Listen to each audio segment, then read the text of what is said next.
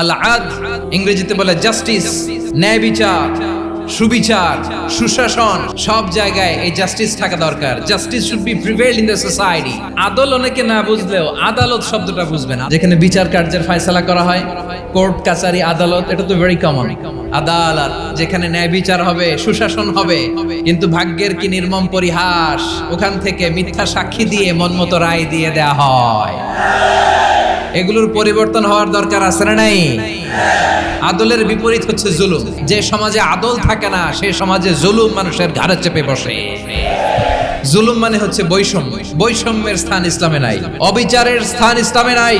আল্লাহ তাআলা বলেন হাদিসে কুদসিতে, ইয়া ইবাদি ইন্নী হারামতুয যুলমা আলা নাফসি ওয়া জাআলতুহু বাইনাকুম মুহাররামান ফালা তাযালামু। আমার গোলামেরা শোনো, নিশ্চয় আমি আল্লাহ তাআলা জুলুমকে আমি আমার উপরে হারাম করেছি, অনুরূপভাবে জুলুম করাকে তোমাদের উপরেও হারাম করেছি। ফলে ফালা তাযালামু, তোমরা একে অপরের সাথে জুলুম করো না।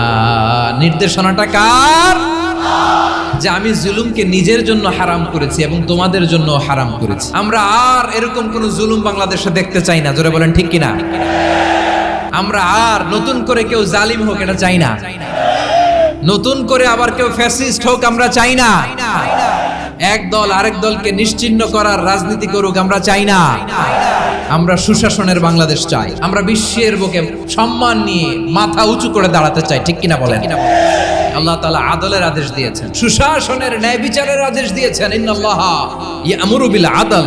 আমাদেরকে আদল প্রতিষ্ঠা করতে হবে। জুলুমের সাথে ইসলামের কোনো সম্পর্ক নাই। পশ্চিমারা আমাদেরকে ইনসাফ শিখায়, আমাদেরকে সুশাসন শিখায়। আর ইনসাফ, সুশাসন, ন্যায় বিচার, সুবিচার, জাস্টিস কারে বলে বিশ্বনবীর বায়োগ্রাফি থেকে জেনে নাও।